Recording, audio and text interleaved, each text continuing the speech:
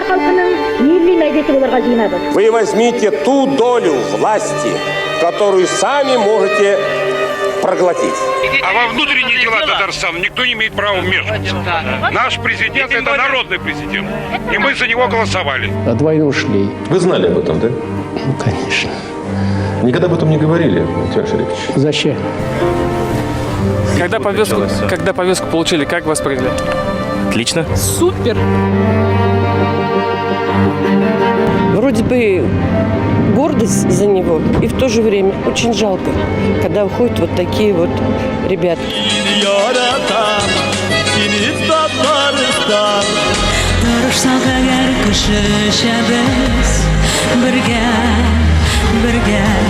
Бір 1989-ны бір сүз белән генә сүрәтләгәндә, аны өмет дигән сүз белән сүрәтләр идем мин үзем. Дәрт бар иде, аннарсын үзара танышу бар иде, төрле почмаклардан, төрле төбәкләрдән татар килә иде. Провозглашает государственный суверенитет Татарии и преобразует ее в Татарскую Советскую Социалистическую Республику, Республику Татарстан. Возможность изучения государственных языков республики добровольно, на основе письменного согласия родителей.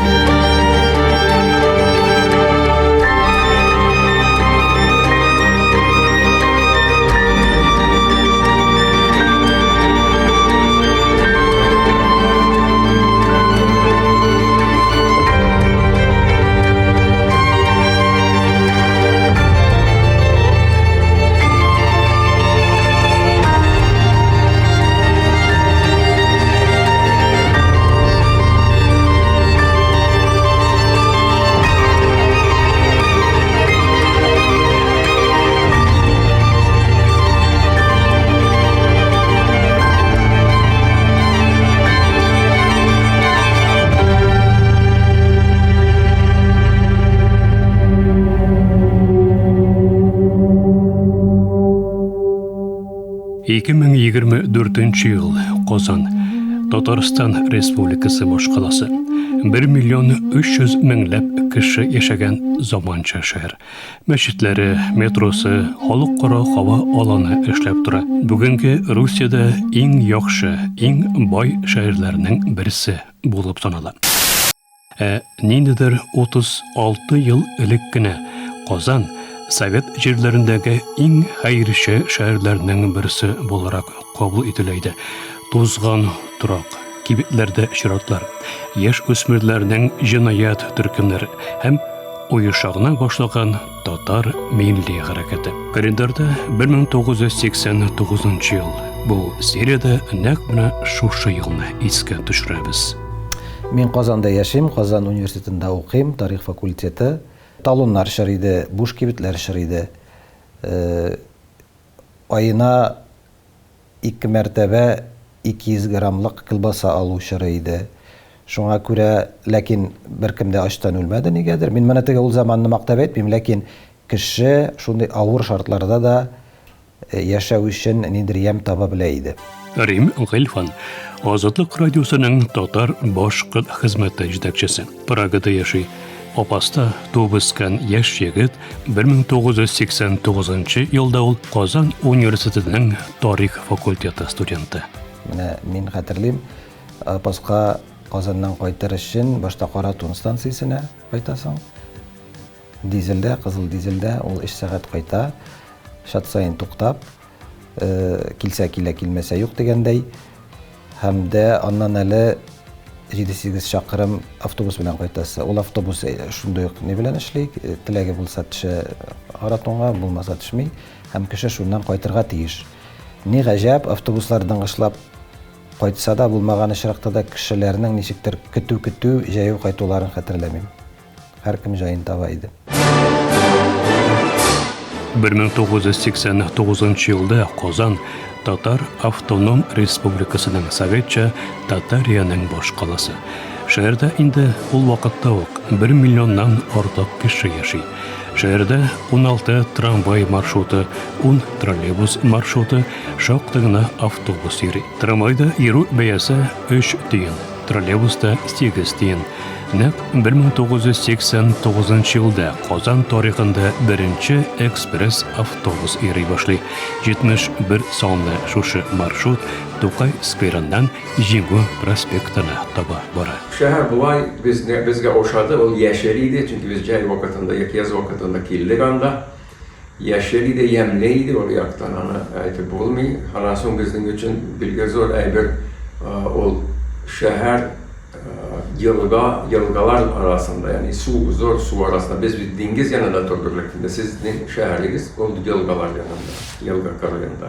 Сез бүген ишетә торган музыканы ул барсы да безнең халык музыка, иске халык музыкалар яки яңа композиторлар. Денис Бәдретдин Финляндиядә туып үскән татар музыкант. 1989 елда ул беренче тапкыр Казанга килә. Булай инде беренче күренеш иде безгә шундый күренеш кайсысы безнең исебезгә төшерде 1940-1950 елларда ясалган фильмнарны, Европада ясалган фильмнарны. Машиналар шулай ук иде бераз кызыклы, безнең күздә иске фасонда. Сезнең трамвайларыгыз булсын, автобусларыгыз булсын, аларны чектер бит ностальгик, шундый бик иске әйбер иде безнең күзебездә. Внимание! Свой поезд номер 28, Татарстан, совершение Москва-Казань. Озон, яшел һәм колбаса исе килә. Ул нәрсә? 1989 елның иң популяр табышмаклардан берсе. Дөрес җавап Казан белән Мәскәү арасында йөргән Татарстан поезды. Татарстандагы кибет киштәләрендә арзан макарон һәм кайын суы тутырылган 3 литрлы пыяла савытлар. Халык башка ризыкты я авылдан, я инде Мәскәүнең үзеннән ташый. Колбаса исе шуннан килә. Кофе кебек нәрсәне, мандарин кебек нәрсәне. Соңрак банан истәлде миңа. Әфлисуннар, Мәгриб әфлисуннары нәкъ менә Мәскәүдән, хәтта кара быдай да Мәскәүдән кайта иде. 85 елда игълан ителгән перестройка. Татарча аны үзгәртеп куру диләр. 89 елда инде толык көчендә. Мәскәүдән төшерелгән иреклекләр, шытып чыккан төрле демократик басмалар аша әкренләп Казанга да килеп җитә. Татар дөньясына да үтеп керә. Милли аңа большевик инкыйлабы һәм ватандашлар сугышы, соңрак Сталин терроры нәтиҗәсендә юк ителгән. Зыялы һәм гыйлемле өлеше икенче дөнья сугышына җибәрелеп үтерелгән. 50-60 елларда бар ил буйлап төрле төзелешләргә таралган. 70-80 елларда инде тамам урыслаша башлаган татар халкында да милли хәрәкәт оеша. 1989-ны бер сүз белән генә сүрәтләгәндә, аны өмет дигән сүз белән сүрәтләр идем мин үзем. Чөнки ул нәкъ менә совет торгынлыгы бетә барып, инде аның бетә барып кына түгел, хәтта бетәчәге инде ачыклангач, күп кенә татарларда яңадан өмет туды. Димәк, милләтне үстерү өчен, милләтне яңадан торгызу өчен ниндидер мөмкинлекләр туа башлады, һәм татар бу мөмкинлекләрдән һичшиксез файдаланып калырга тиеш дигән уй ныгыды. Һәм 89 елдагы вакыйгалар моның шулай икәнен раслады да. 89 ел ничек башланып китте соң? Татарстанда зәмһәрир суыклар 30 дәрәҗә тирәсе. Ел башында ук СССРда чираттагы җан исәп уза. Аны тарихчылар иң демократик кампания дип бәяли. 1979 ел белән чагыштырганда татарлар саны 7%-ка үсә. Рәсми рәвештә Советлар Берлегендә 6,650,000 татарның яшәве ачыклана. Чыннан да шул саннарга таянып, без демографик яктан татарның булган хәзерге вакытта санын билгеләй алабыз, ягъни аның нигезендә эшли алабыз. иң зур үзгәреш ут күршеләрдә, Башкортстанда. Татарлар саны 1979 елгы җан исәпкә караганда 180 мең кешегә арта. Башкортлар саны 72 меңгә кими. Сон ягыннан беренче урында урыслар 1,5 миллион кеше, икенче урында татарлар 1 миллион 120 мең. Республикага исем биргән башкортлар исә 3нче урында гына, 1 миллионга да җитми, 863 мең кеше. Башкортны бит гомумән гел арттырып күрсәтү мөмкин түгел.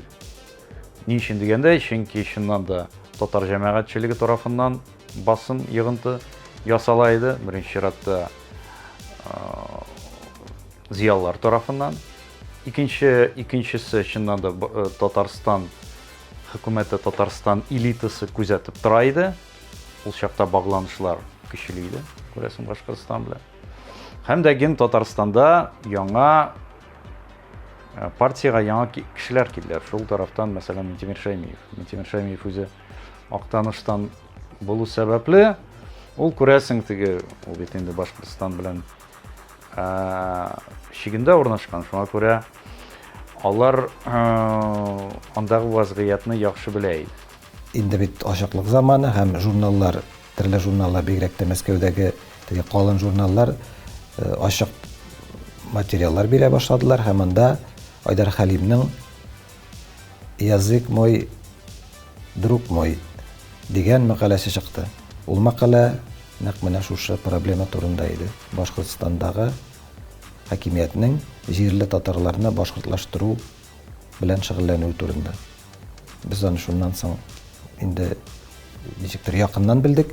Әлбәттә, галимнәр, Казандагы галимнәр, интеллигенция бу хакта белгәндер. Мин үземнең менә студент хатирамны сөйлим. Минем өчен ул проблема менә шулай пәйда булды.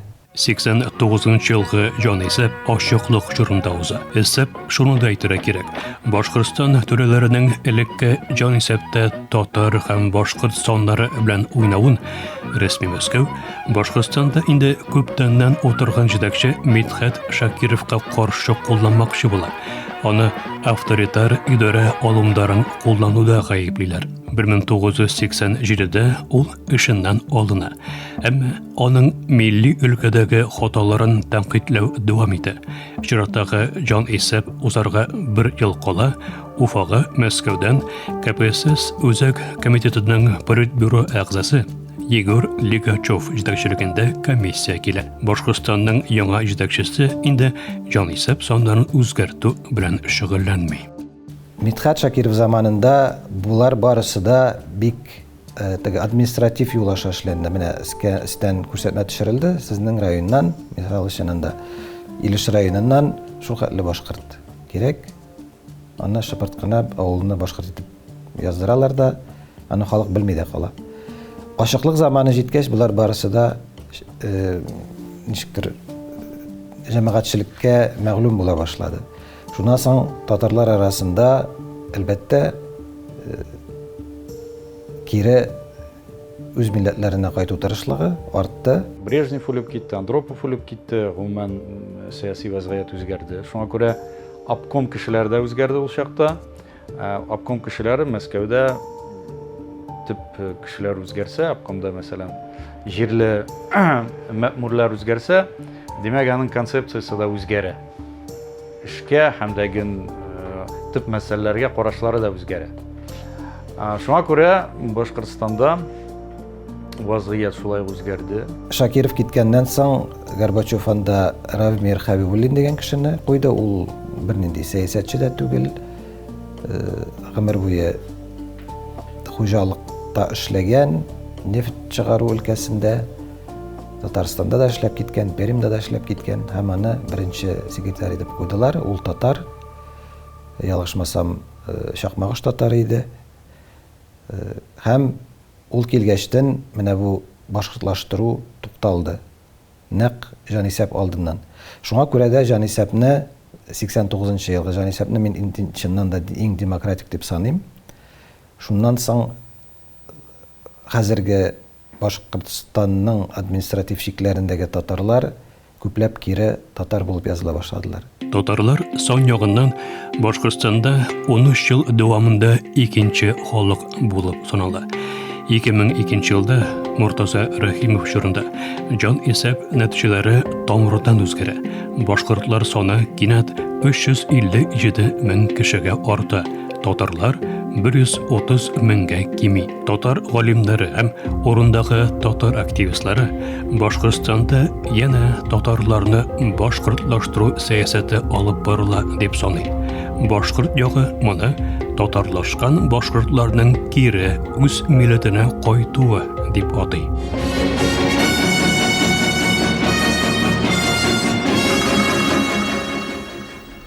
СССР завершил вывод советских войск из Афганистана.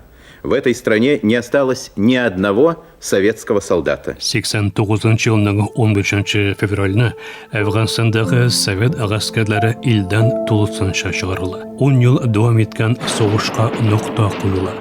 Тик ул вакытта аны да сугыш дип атамыйлар, интернациональ ярдәм күрсәтү дип йөртәләр. Советлар берлеге бу сугышта җиңү яулый алмый. Узакта үтми хакимияткә Афган мөҗахидләре килә, советлар куйган хөкүмәт илдән кача. Ул чак бик авыр иде, но миңа калса татар аны авыр кичермәде. Чөнки татарларны һәм гомумән мөселманнарны анда җибәрмәскә тырыштылар. Ничен дигәндәй, чөнки афганлылар мөселманнар иде, һәм ниндер курку бар иде. Әгәр дә менә шул афганнар белән ниндер элемтәгә кереп, безнекеләр имеш качырга мөмкиннәр. Алар тарафына күчергә мөмкиннәр. Гаскәргә киткәндә мисал өчен, әлбәттә, кая җибәрәсен син беркемдә бер кайчанда әйтә алмый, белми. Һәм андый мөмкинлек булуы, минемчә, һәркем үзенчә эштән кабул итеп китте, анда анардан качып котылу мөмкинлеге юк иде. Гаскәргә барасың икән, димәк, кая билгеләр, шунда китәсең. Ләкин икенче яктан ул ничектер барбер Ирактагы сугыш буларак кабул ителде. Үлүчеләр турында хәбәрләр килгәләсә дә, тирә-юньдә булмагач, халык аны ниндер бер куркыныч нәрсә буларак кабул итмәде. Совет рәсмиләре сугышта кимендә 15 мең кешенең үлүен, 54 меңгә якын хәрбинең яралануын, 500гә якыны хәбәрсез югалуы турында белдерә. Татарстаннан 296, Башкортстаннан 343 кеше һәлак булган, хәбәрсез югалган дип санала. Барлыгы 639 кеше. Чагыштыру өчен Русиянең инде 2 елдан артык күрше Украинага каршы дәвам иткән сугышында үлүчеләр саны 10 ел дәвам иткән Афган сугышы белән чагыштырганда кимендә 6 тапкырга күбрәк. Здравствуйте, в эфире Вести. СССР больше нет. Республики бывшей державы, за исключением Грузии и стран Балтии, их 11, учредили Содружество независимых государств. Советлар Афганистаннан чыгып 2 ел ярым үткәннән соң 1991 елның азагында СССР үзе дә таркала. Афган сугышы күрәсең СССРның таркалуына бик зур тәргиш бирде. Чөнки ул аның икътисадын югайтты. Аның дөнья күләм имиджын битерде. Империя барыбер экспансия форматында яши. Экспансия булмаса, империя таркала башлый. Шуңа күрә менә иң актив, аның иң югары ноктасы Афган сугышы булды, СССРның. Ниһаят, советларның элеккеге тарих белән чагыштырганда, шул Корея, Вьетнам мисалын алсак инде, анда Советлар берлеге Көнбатышка каршы тора алды һәм күпмедер дәрәҗәдә җиңде дип кабул ителә бит. Афганистан Советлар берлегенә моңа кеше куәте җитмәвен күрсәтте. Һәм бу тагын бер кат инде Советлар берлегенең көче бетте ахыры, вакыты чыкты ахыры, бу тәмамланадыр дигән өметкә ниндер бер яңа тәргиш бирде. Ул чакта без беләбез, Америка Кушма Штатлары актив катнашып, Русияга санкциялар кертеп, нефть бәясе төшә башлады. Аннан соң политбюро картлары үлә башлады. Менә ул гомуми кризис белән синхронлаша башлады. Һәм дәген һәрбер һәлак булган кеше ул чыннан да фаҗига булган. Әгәр дә мәсәлән күрше авылда бер татар үлсә, аны инде берничә ай шәниләр иде, менә фәлән кеше күрәсең, каһарман кеше фәлән дигән.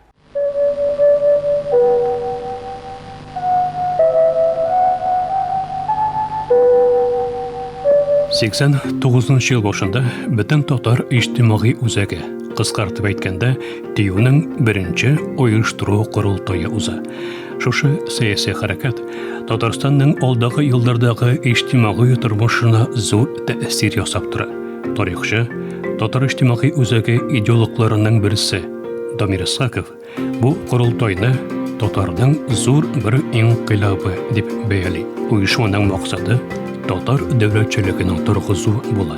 Было недовольство, и прежде всего недовольство своим статусом автономной республики. Вот автономия как бы тогда воспринималась как негатив.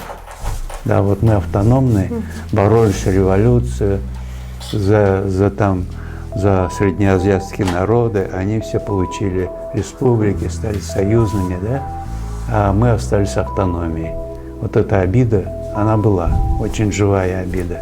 Когда обнаружилось, там, как мы проигрываем по сравнению, скажем, с любой Прибалтийской республикой, да, только потому что она союзная, а мы автономные, люди, конечно, просто оторопели. ТИҮ кебек оешманы булдырушы 88-нче елда ук машина. 11 кешедән торган галим һәм җәмәгать эшлеклесе Тел, әдәбият, сәнгать институтында җыела башлый. Институтта аларга бүлмә бирелә, хисап ачыла. Беренче җыелыш 88-нең җәендә Казан университетында уза. Иреклек җилләре искән чорда хакимият бу җыелуларны ачыктан-ачык хупламаса да, тулысынча каршыда төшә алмый. Әзерлек эшләре нәтиҗәсендә 1989 елның 17-18 февральдә Камал театр бинасында татар иҗтимагый үзәгенең беренче корылтае уза. Камал театры бинасы ул бит инде мәхәббәт бина иштән. Һәм ул туп-тулы иде. Хәзердә хәтерләйм беренче рәтләрендә аның дин әһелләре генә бөтенесе шалма шапаннан төзелешеп утырганнар иде, шул исәптән Талгат Таҗетдин дә килгән иде. Мәскәү имамы Равил Гайнетдин дә беренче җыелышлардан ук катнашып бирде иҗтимагый үзәкне оештыру чараларында. Шулныктан анда менә милләтнең чыннан да нинди бер урынга туплануы сизелде һәм ул бер урыннан нинди бер энергия килә иде. Татар активистлары Советлар Берлегенең төрле пучмакларыннан җыела.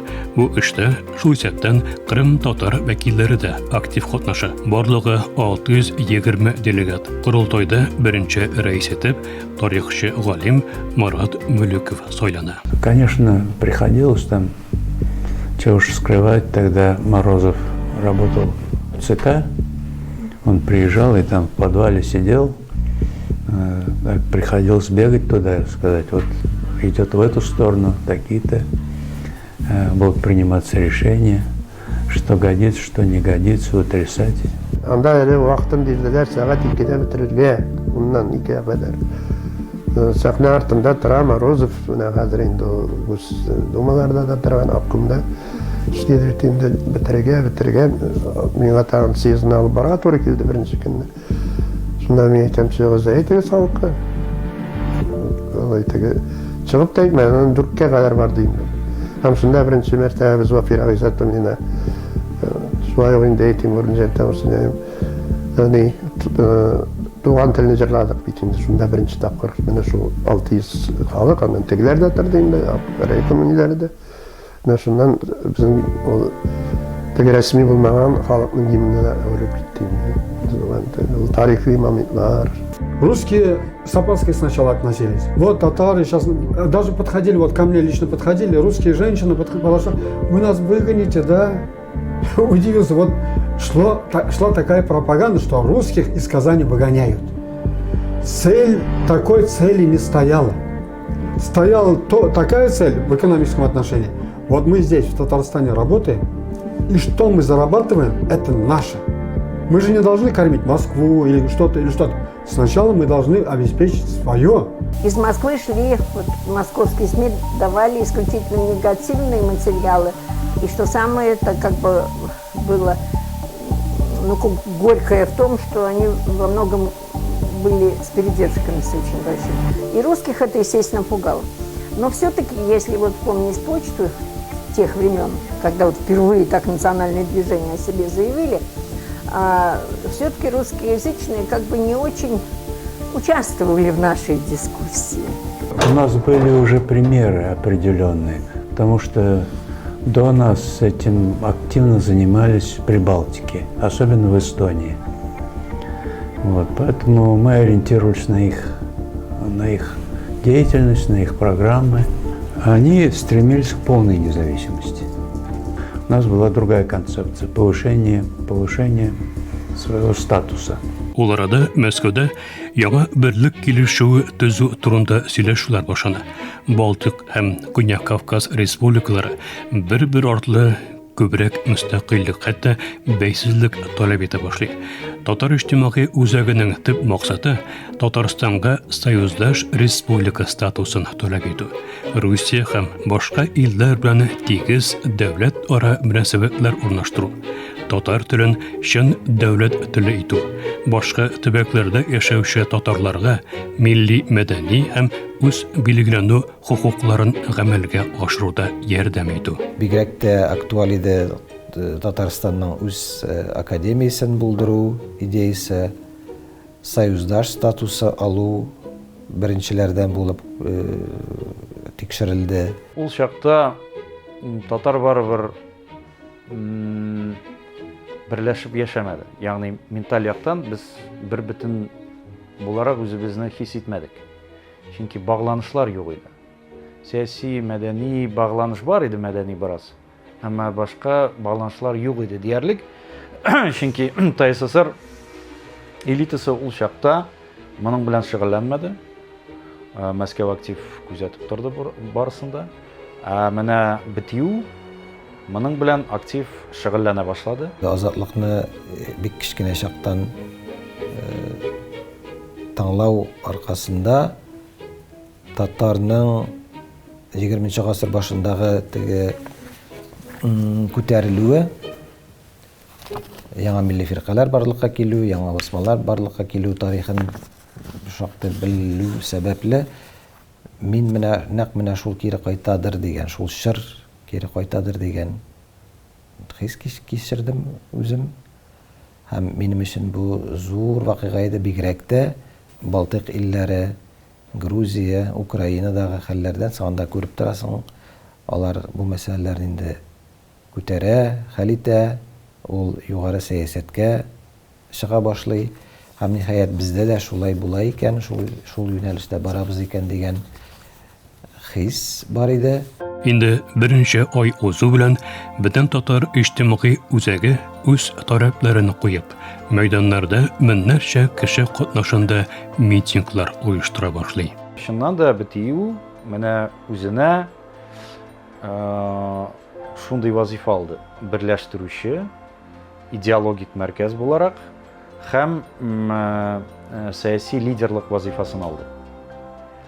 Һәм дәген менә бу Советлар Союзында актив демократик процесслар башланганда БТУ әйдәмән булып торды. Безнең обком мәгъмурлары түгел, алар кушылып эшләделәр. Бу мәсьәләдә Татарстан коммунистлары былай да алардан башка да үсеп чыгачак хәрәкәткә аяк чалу юлын сайламады дип аңлыйм мин. Һәм киресенчә, әгәр дә таләпләре нигезле икән, ул турыда әйдәгез уйлашыйк, карашыйк, тикшерик дигән позициядән чыгып эш иттеләр кебек. Татар иҗтимагый үзәге Уфада да, Чаллыда да уйыша һәм гаять зур сәяси көчкә әверелә. Соңрак Татарстан хөкүмәте халыкның шушы күтәрелешен Мәскәү белән сатулашларда да бик уста куллана. Минтимер Шәймиев һәм аның төхеме, һәм аның командасы һичшиксез БТУның кеше белән кулланып, Мәскәү белән шунлыкта сатышу һәм дәген әңгәмә құру, сәяси әңгәмә құруда аны кулландылар. Ягъни битүне. Аннан соң бит инде менә шундый ни булды. Минтимер Шаймиев Мәскәү белән сөйләшкәндә шулай дип фикер йөртте. Әгәр дә мәсәлән сез мине кулга алсагыз, яисә бәреп төшерсәгез, ул чакта менә битү радикаллары властька киләчәк. Ул чакта икенче Чечня булачак. Икенче Чечня Ичкерия булачак. Һәм менә бу сәяси әңгәмә шул чакта бит инде менә татар хәйләкәр, бабай хәйләкәр дигән ни төшенчә чыга башлады. Чөнки имеш Минтимер Шаймиев менә бу ике ут арасында бик конструктив рәвештә имеш чыгу юлын тапты. 94 елда Русия белән Татарстан арасында шартнама төзелгәннән соң, ТИҮнең Казандагы түрәләргә кирәге калмый башлый. Хакимият ягыннан әкренләп басым башына. Соңгы елларда оешманың активлыгы кими, төрле усуллар, мәхкәмәләр, акча ата җәзалар белән ул көчсезләндерелә. 2022 елда Русияның Украинага каршы сугышы башланганнан соң федераль мәхкәмә аны экстремистик оешма буларак юкка чыгара. Аның соңгы рәисе Фәрит Зәкиев Төркиягә качып китәргә мәҗбүр була.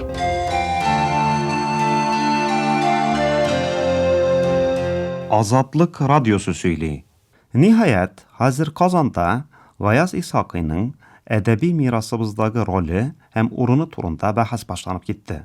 Гаяз Исхакый Совет елларында тыелган, мөхаҗирлектә вафат булган татар классигының исеме Татарстанда кабат яңгырый башлый. 89 елда Казанда Рухи мирасны өйрәнү республика комиссиясе тоткынлыкта яткан китаплар күргәзмәсен оештыра. Алар арасында Гаяз Исхакый китаплары да урын ала. Рәсми әдәбият белемендә һәм тәнкыйтендә моңарчы хөкем сөреп килгән догматик функционерлар буржуаз милләтчелек идеясын гәүдәләндерә дигән политик аргумент белән Гаяз Исхакыйны әдип буларак аклауга, аның әдәби мирасын яшь буынга җиткерүгә каршы чыгалар. 89 ел СССРдә тыелган язучыларның аклана башлаган чоры. Бу елда Сталин зулымыннан иза чеккән һәм күп еллар дәвамында тыелган язучы Александр Солженицынның Архипелаг кулак әсәренең аерым өлешләре Мәскәүдә басыла башлый. СССРның язучылар берлеге аны кабат әгъза итеп кабул итә. Татарстанда Гаяз Исхакый турында фикер алышулар дәвам итсә дә, рәсми даирәләрдә Исхакыйны әдип буларак аклауга һәм әсәрләрен укучыларга җиткерүгә каршы чыгалар. Татарстан язучылары берлеге СССР Фәннәр Академиясе Казан филиалының Тел, Әдәбият, Тарих институты һәм әдәби журналыбыз Казан утлары Исхакыйның политик карашына түгел, заманасының тарихи-иҗтимагый шартларын сурәтләгән әсәрләренең объектив мәгънәсенә әһәмият бирергә кирәк. Рухи мирасыбыздан Исхакыйны җуеп ташларга хакыбыз юк. Бу мәсьәләдә руслардан гыйбрәт алый дигән аргумент кулланалар. Тыңлагыз, тыңлагыз.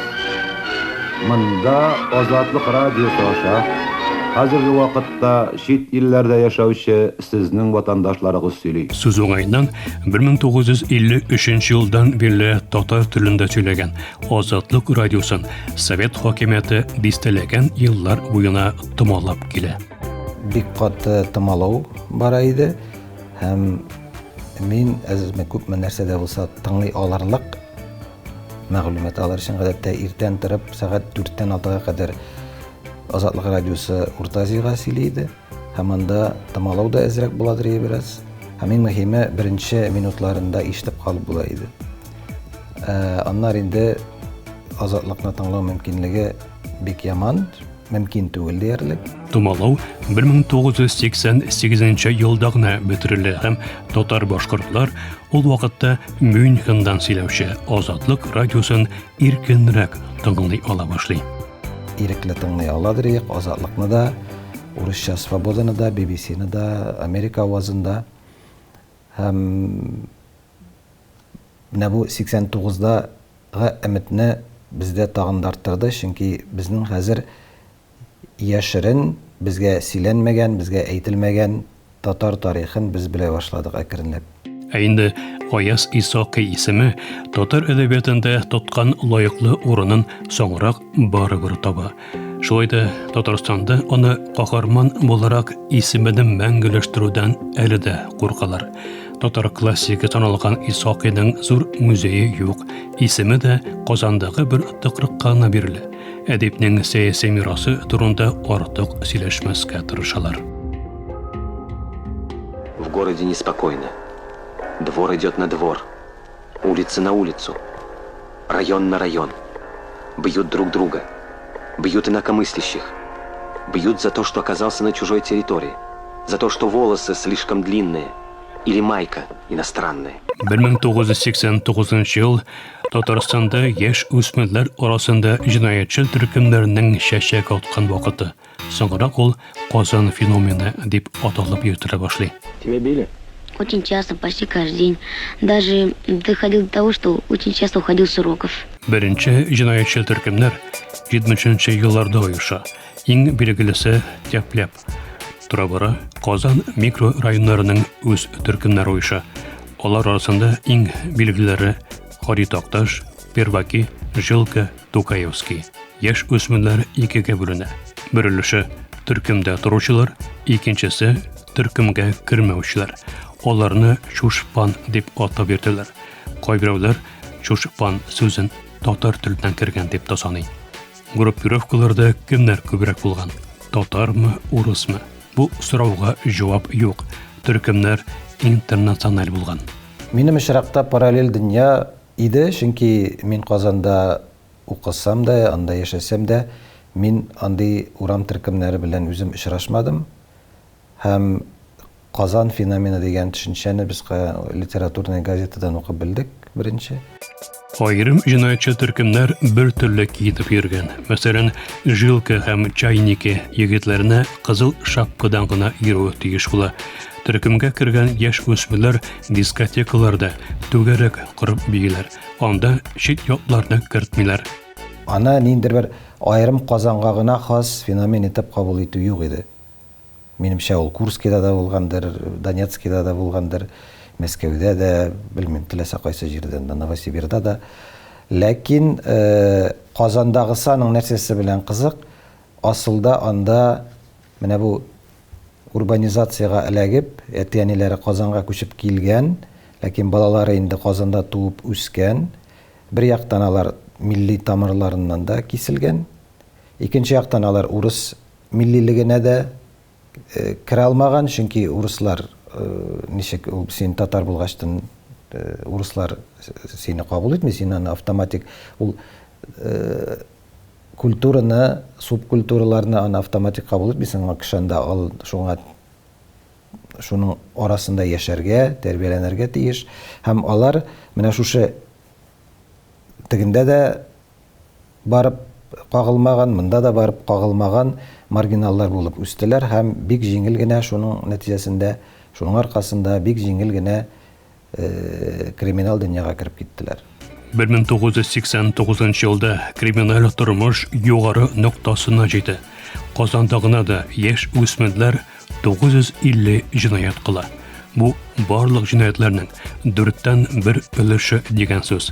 Мәсәлән, 80 елда яшь үсмерләр кылган тәртип бозулар бары 8% гына булган. 1989 елда студентлар демонстрациясе уза. Алар шәһәрне гопниклардан чистартуны таләп итә. Шушы урам җиренә кайда белем алучы беренче курс студентының үтерелүе сәбәп була. Аңа кадәр Казанда белем алган 6-нчы сыйныф укучысы да үтерелә. Шуннан соң Казан феномены турында Көнбатыш матбугаты да яза башлый.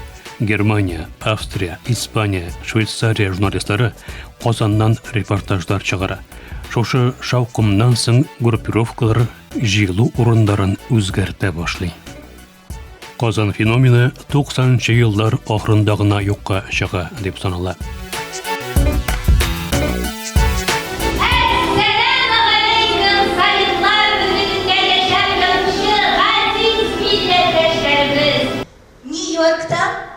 Газиз Сафарының Иванов әфәндигә сорауы бар. Әдәбиятта яңа тема – мөхаҗирлектәге татарлар. 1989 елда татар драматургиясе һәм поэзиясе классигы Илдар Юзеев «Ак калфагым төшердем кулдан» пьесасын иҗат итә. Әсәрдә Казан һәм Америка татарлары арасында телевизион күпер корыла. Ничего яшьтәш, фамилияны ишетү белән таныды. Озак еллар үтсә дә, татарлар белән очрашырга дигәч, менә шатланып, ризалык бирде.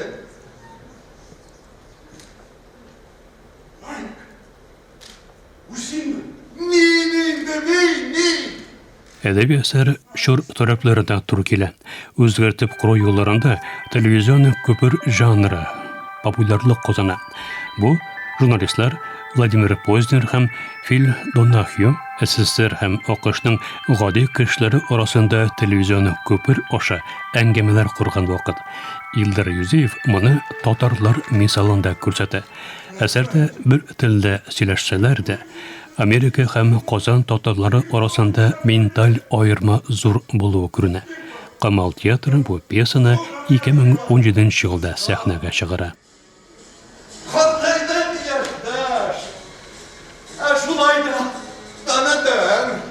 Исәнмесез, кадерле дуслар. Татарстанның халык язучысы Нақи агай Исәнбәт әсәрләренә нигезләнеп эшләнгән Морау Батыр исемле фильм әкият күрсәтүебезне дәвам итәбез. 89 елның төп премьерасы Морау Батыр телевизион мюзиклы. 12 сериядан торган телеәкият Татарстандагы татар телле балаларның иң яратып караган тамашасына әверелә. Аны иң беренче татар сериалы дип тә атарга мөмкин. Төлке тотам мин сатам. Хуҗасы мәчене тышкан тотмауда гаепли һәм мәче гел төрле маҗараларга юлыга. Морауны Камал театры актеры Илдар Хайруллин уйный. Бу аңа танылу да китерә. Мюзиклдагы төп рольләрне нигездә профессиональ театр актерлары башкара. Башка чара юк. Совет елларында татар киносы үсмәде, моңа мөмкинлек куелмады. Нақи Исәнбәт әсәренә нигезләнеп сценарийны Индус Сирматов һәм Итмас Үтәгәнов яза. Үтәгәнов мюзиклның режиссеры да була.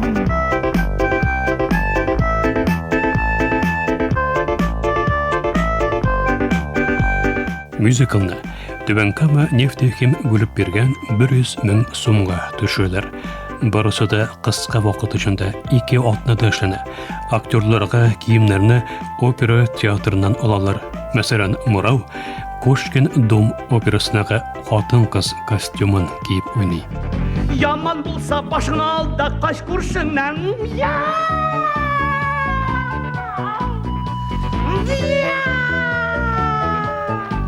Сценаристлар Морау Батырның икенче өлешендә, хәзергечә әйткәндә, икенче сезонында төшерергә теләгән, ләкин моңа республикада акча табылмаган. Нисиле бу койрыгы кош башы мәче, аңлатып бир төлке пестер тәрҗемәче.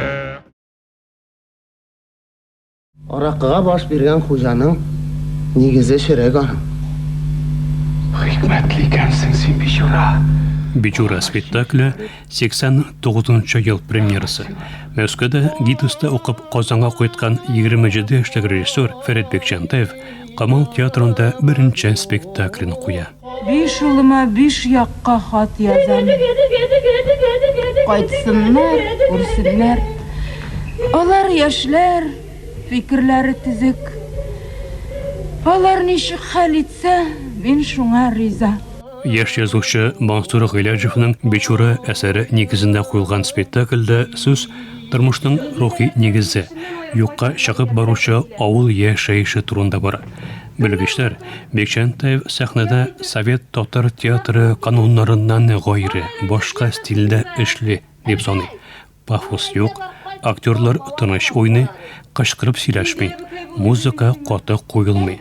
Шулай да тамашачы яңа буын спектаклен тиешенчә кабул итми. Аңа халык аз йөри. Шуңа да ул театрның репертуарында озын гомерле булмый. Бу алайда Бекчәнтәевкә алга таба төп режиссерларның берсенә әйләнүне кымшауламый. Ул яңа алымнар белән тамашачының игътибарын үзенә җәлеп итә ала. Бик озак интекте Хәмдиябез бу дөньяда. Бик күп җәфалар күрде. Кытылган инде. Орына ыжмакта булсын. Ömrüm ise jiller. Татар театры дөньясында тагын бер яңалык. Уфада Кабат Нур театры тургызыла. Театр 1912 елда Сахиб Джамал Гыйзатуллинның Волжская тарафыннан оештырыла. Ләкин гражданнар сугышында ул үз эшен туктатырга мәҗбүр була. Тургызылуына 2 ел үтү белән ул 91 елда дәүләт статусын ала. Башкортстанда Нур татарның төп театры санала. Bir gün süne bir gün. В 4 раза превышен водозабор из Волги. И Волга начала просто гибнуть. Мы потеряем Волгу буквально в считанные пятилетия. 89 елның язында Идел елгасы моңарчы күрелмәгән хәлдә союгы. Әстерхан ягында сусызлыктан интегүче Мерсин балыклары һәм эко-фауна юкка чыкмасын өчен Идел буаларындагы суны агызалар. 50 елларда Куйбышев су саклагычы төзелгәннән соң су астында калган урыннар, юллар кабат күренә башлый. 2019 елда тарих кабатлана. Идел кабат союгы.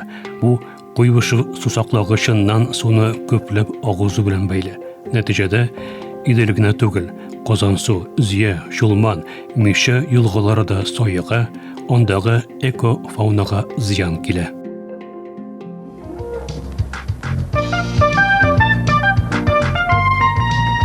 Сиксән 9 елның сентябрендә Татарстан хакимиятенә Ментимер Шәймиев килә.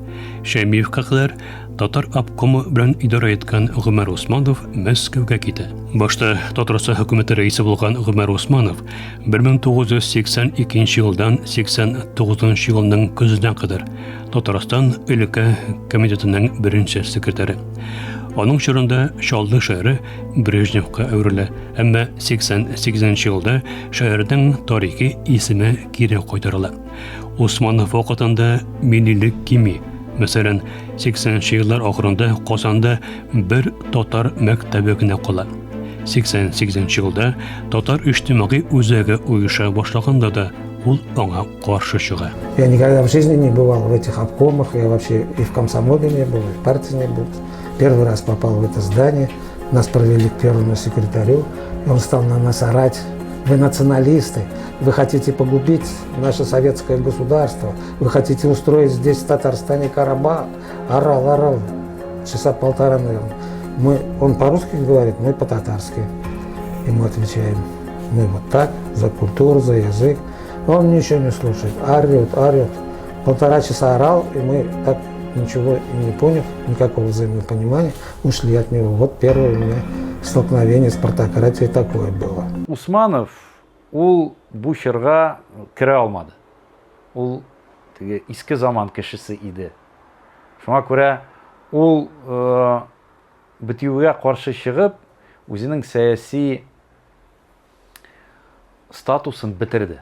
Яңаша эшләү дигән нәрсә ул Мәскәүдән килә башлады. Ягъни мәсәлән, сепаратистларны бастыруга караганда, аларны ничек тә булса кушылып үз ягызга аудару сәясәте белән күбрәк уңышка ирешә аласыздыр дигән караш ул Мәскәүдән килде. Ул чакта ачык сайлаулар иде. Усманов заманында сайлау бер иде. Мәскәү сине куя, Мәскәү сине алып ташлый. Хәзер барбыр җәмәгатьчелекнең хисләренә, җәмәгатьчелекнең тавышына кулак салырга кирәк, аның белән әңгәмә кырырга кирәк, сөйләшергә кирәк. Менә Горбачев та бит инде урамнарга чыгып, кешеләр белән сөйләшә башлады. 89 ел көзендә Усмановны Мәскәүгә алалар. Ул анда КПССның үзәк комитеты секретаре булып билгеләнә. Аның урынына Татарстан өлкә комитеты башлыгы итеп Элек Татарстан хөкүмәтен җитәкләгән Минтимер Шәймиевне билгеләр. Ул инде замана тарапларын сизеп, республика тормышына яңа солыш кертү кирәклеген аңлый. Милли хәрәкәткә каршы чыкмый, киресенчә, үз файдасына куллана. Шәймиев ул чыр кешесе. Ул чыр кешесе.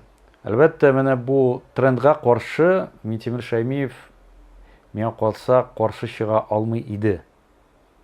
Чөнки бар коммунистлар бер мизгелдә демократлар я милләт лидерлары, әйдәманнары булып киттеләр. Чөнки ул менә шундый чырның ние рухи иде. Шуңа күрә Минтимер Шәймиев чыннан да бик сәләтле кеше, сәяси яктан бик хәйләкәр һәм дәген бик зирәкле кеше.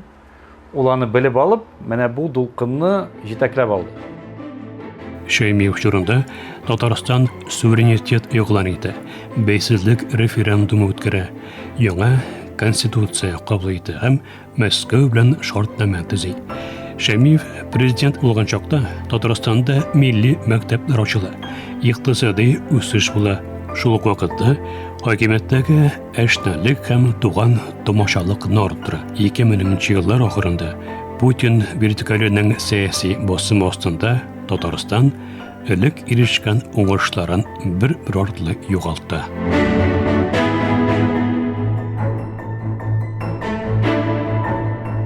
Кама аланында атом электр станциясе төзелеше туктатыла. 89 елның 26 октябрендә СССРның Министрлар шурасы шундый карар чыгара. Сәбәбе Татарстанда АЭС-ка каршы протестлар. Моңа 86 елгы Чернобыль һәлакәте һәм илдәге сәяси икътисади вазгыятның кискенләшүе йогынты ясый. Галимнәр төзелеш урындагы табигать шартлары атом станциясе төзерлек түгел дип белдерә. Бу якларда хәтта кече җитүтрәүләр күзәтелә. Атом электр станциясе 80 елда төзелә башлый. Беренче энергия блогы 92 елда эшли башларга тиеш була. Ул чорда корылган биналар хәзер хәрабә хәлендә. Монда килгәннәрне төрле якка чыгып торган тимер томыр, биектә асылынып торган бетон плиталар каршы ала. Татарстанда АЭС төзү фикре 2000 еллардан соң кабат күтәрелә. Бу негездә Мәскәүдән чыккан тәкъдимнәр. Җәмәгатьчелек аларны хупламый. Тик республикада кабаттан атом электр станциясе төзү идеясе һаман да яши. 29 сентября в 1957 году.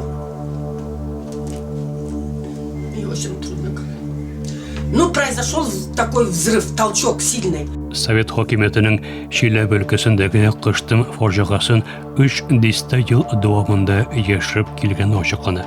89 елда СССРның югары шурасы утырышында 32 ел элек булган бу каза ниһаят таныла.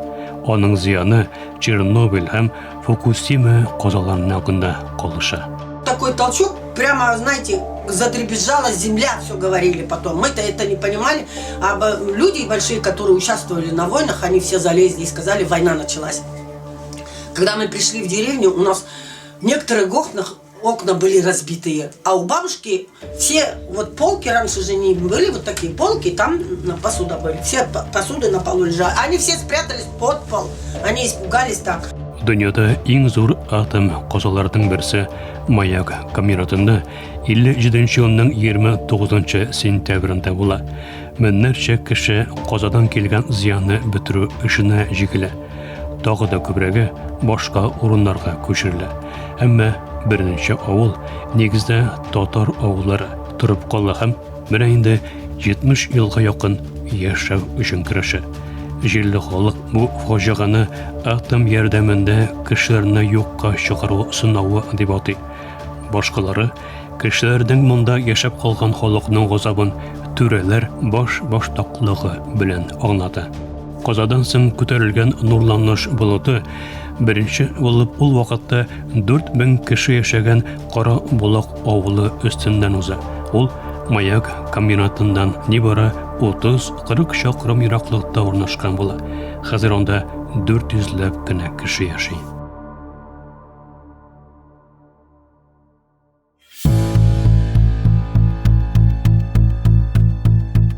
Сексен 9-нчы елда СССР Югары Шурасы Президиумы репрессия корбаннарын аклауда өстәмә чаралар турында фәрман кабул итә. Сталин зулымы, күвәт оешмалары, аерым алганда НКВД явызлыклары фаш ителә.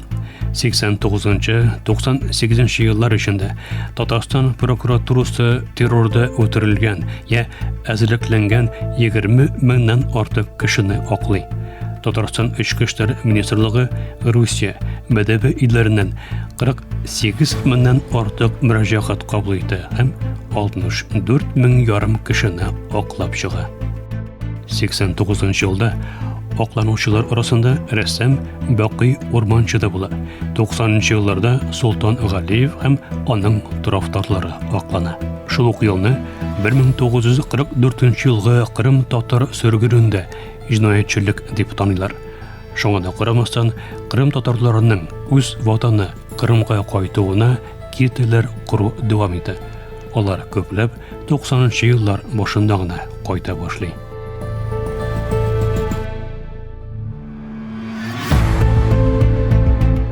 Казанда яшьләр өчен татар телендә Идел журналы чыга башлый. Беренче баш мөхәррире Ремзил Вәли. Басма кыска вакыт эчендә иң зур тиражда журналга әверелә. Журнал чыга башлаганча көчле реклам җәйдерелә. Нәтиҗәдә Идел беренче язылу кампаниясында ук 100 меңләп тираж җыяла. 1-2 елдан исә язучылар саны 120 меңгә җитә. Татарлар өчен үзара аралашу өчен мәгълүмат чаралары артты. Һәм дә без әлбәттә бу бөтен өметләрне, бөтен милләтне күтәрү хисләрен Казандагы кешеләр белән генә кайнап яшәмәдек.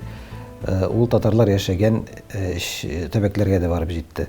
89-нчы елда Сембердә Өмет газеты нәшр ителә башлый. Кырымның Ак мәчет шәһәрендә исә Кырым газеты басыла.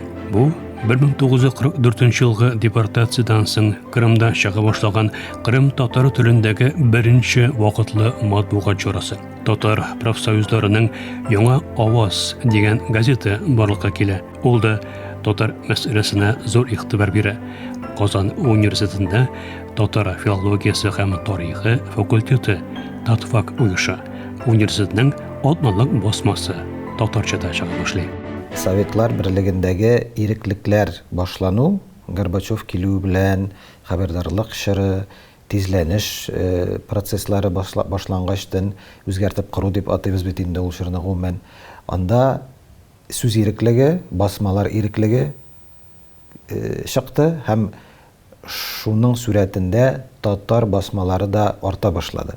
2014 елда Русияның Кырымны аннексиясыннан соң Кырым газетына басым башлана. Украина сугышы вакытында аңа зур штрафлар салынды. Басмага нигез салучы һәм баш мөхәррире Бекир Мамутовка тентүләр узды. Казан университетында исә Мәскәү басымы астында Татфакны башка факультетлар белән берләштерделәр. Күтәвайлар, күтәзәйләр, суларында йөзалмый, hey! Татар эстрадасының яңа йолдызы Салават Фәтхетдинов 89-нчы елда ул беренче татар җыры бәйгесе җиңүчесе. Суларында йөзалмый, hey! Шул ук елны Салаватның беренче концерты узды. Бу 3 елдан артык дәвам итүче концертларның нәкъ беренчесе.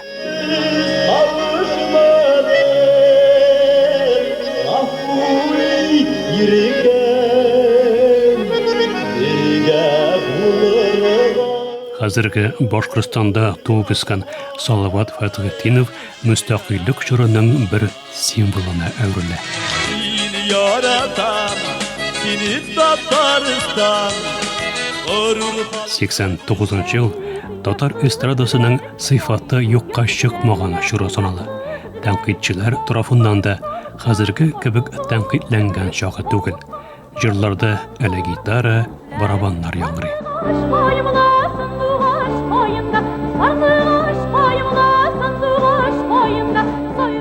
Tatar televizyasına çıqqan hər jürdiyerlik ol vaqtda yolның tip hitlarının birisine eylenen. Gərşə ol vaqtda xalqda hit sözü bulmasa da, ayrıca tabiat quşağında jırlaw keng tarala.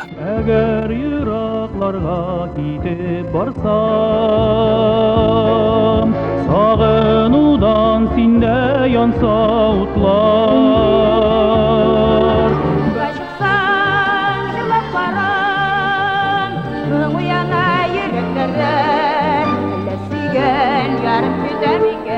Шул вакытта яңа стильдер эзләүдә күренә башлый. 80нче еллар ахырында татар сәнгатенә бәреп кергән шәхес Зөлфәт Хәким. 89нчы елда аның ярым ай дигән җыры чыга. Төнге күктән бердән бер ярым ай җирне яктыртырга телимән. Шулай да татар җыр сәнгатенең 1989 елдагы иң зур вакыйгасы Казанга Финляндия татарлары төркеменең гастрольгә килүе. Башкарма татар фольк-рок төркеме. Әлеге төркем башкаруында халык җырлары бөтенләй башкача яңгыраш ала.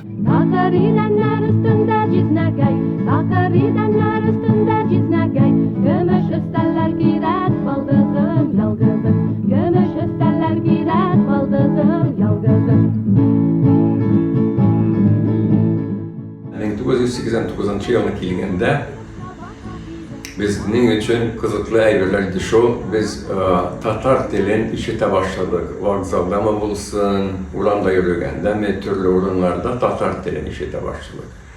Biz ol kunga hatli qachanda tatar tilini işitmagan edik o'z jamoatimizdan tashqarida. Fin tatarlar турында әйткәндә, аларның бердә ничектер Бірненде ауырлықсыз, шунда ук инглиз тіліне көшіп сөйләуі мені шаққаттырды, чөнки очрашулар вакытында анда университетта укыган төрле Непал, мисал өчен Непал вәкиле бар иде. Һәм алар аның белән инглизчә сөйләштеләр. Менә шул минем истә калган. Biz kibetlерге барганда татар кешеләре белән яки уйладык хәлдә эшчеләрдән дә татарча сөйләгән. Alardan bir ölüşünden anladık, onlar tatarça anlıyor, lakin de yaldılar söyler, diktelemediler söyler. O bizim için bir şimdi kızıklayabilirdi, anlayamadık, neresinden bu iken diye. Deniz Bedrettin söyləyince, 1970 yıllarda Finlandiyada çıqqan tatar plastinkalarının Kazanda da buluğu, onlar için kütülmegen hal bulgan.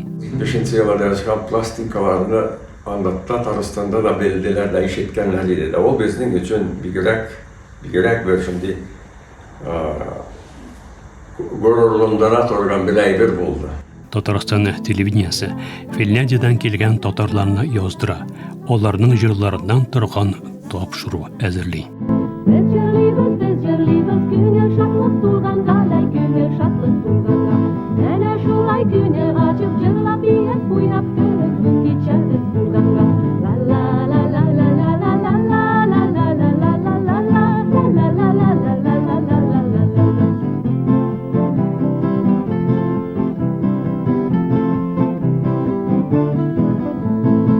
Bütün konsertlarda kişiler idi, nice kişiler gelgen idi, nice bizi karşı aldılar, iskit geç.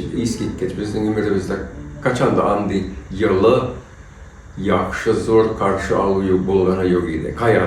Yani o bizim için bir hani yılı da bir şimdi muhabbet tuturat organ his verdi bizge. Kazandagi konsertda eng qiziq mezgillarning birisi Tataristandagi tatarlarning Tuğan til şəhərində Sovet çorunda tuyulğan 4 yolluqni bölməvləri. Biz Tuğan tili yerlerde halk ayakta bastık konsertte. Hem kaçan biz kaldık kupletine kildik ana yerle başlarında kişiler tınladı, yırırlamadı. Lakin de gördük 100 yaşları aktı. Da biz ana soňrak gına işetdik. Ol 4-nji kuklet iken yasak bolgan Sovet wagty. Biz şak kalktık, yani biz bik dulkanlandık bu ägir.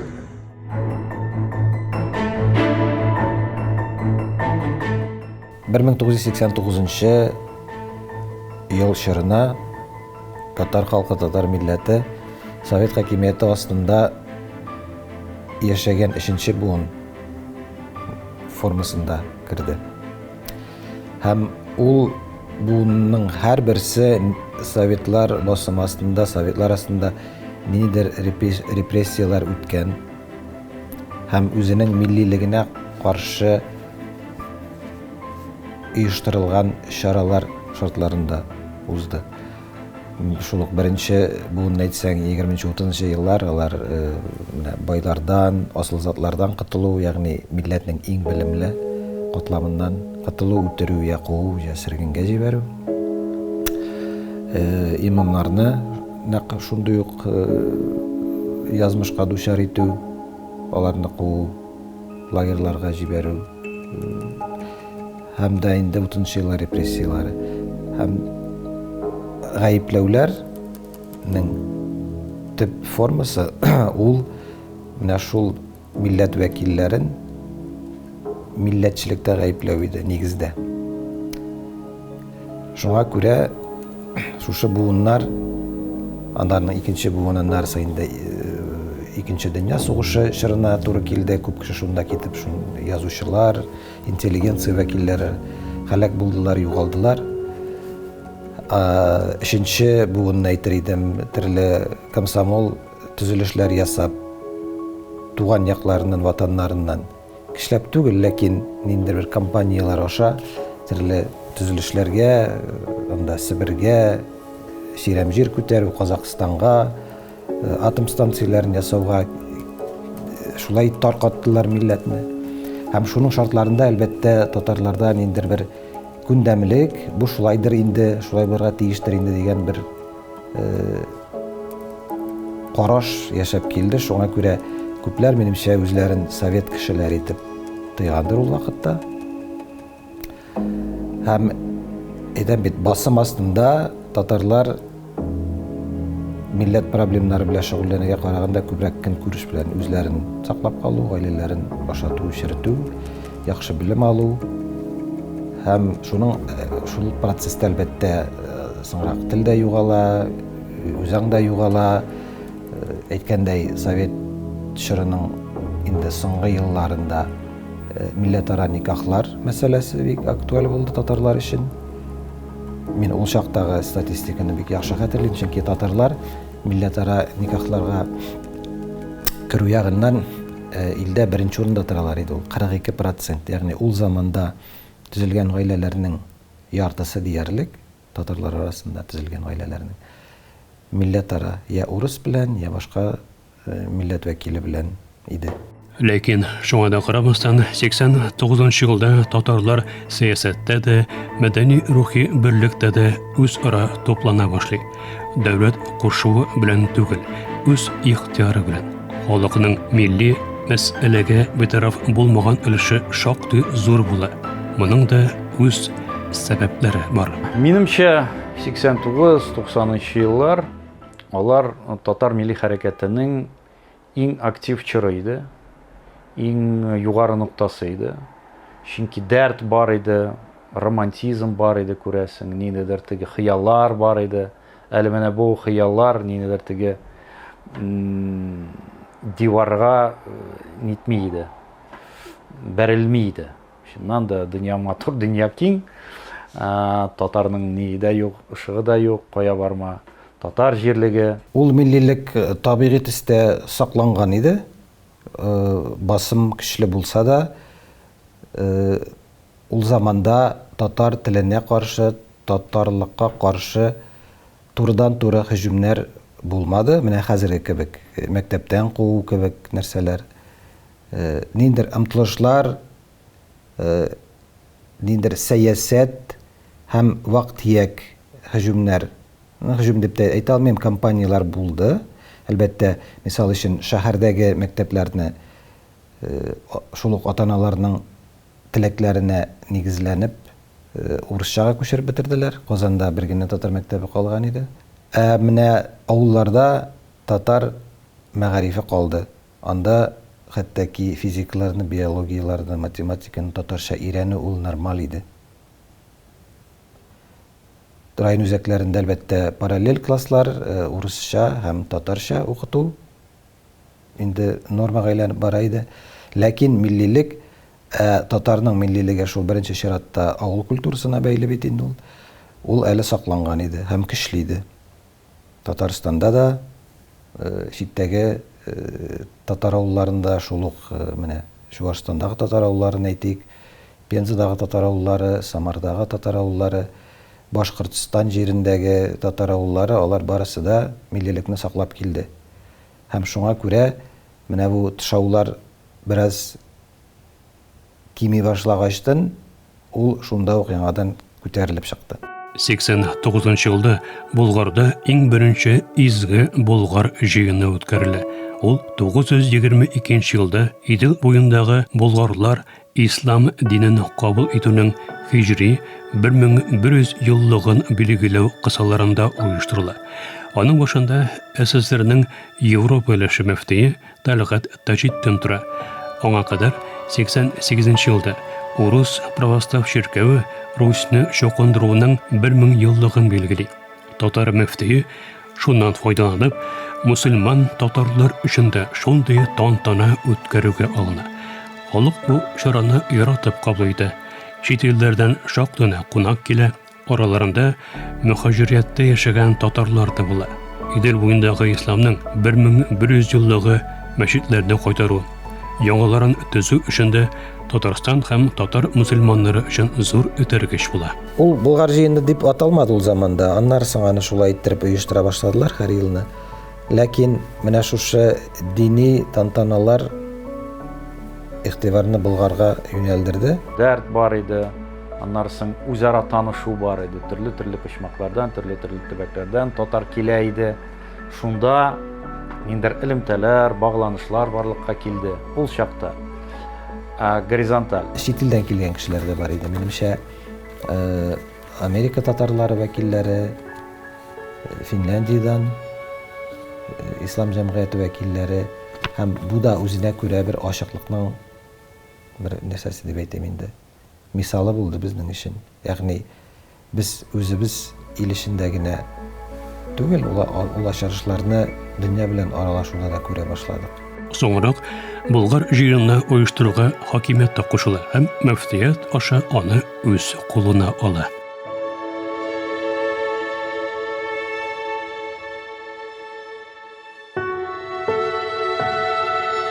Беренче хәтер көнедә бер төркем активист тарафыннан 89 елда үткәрелә.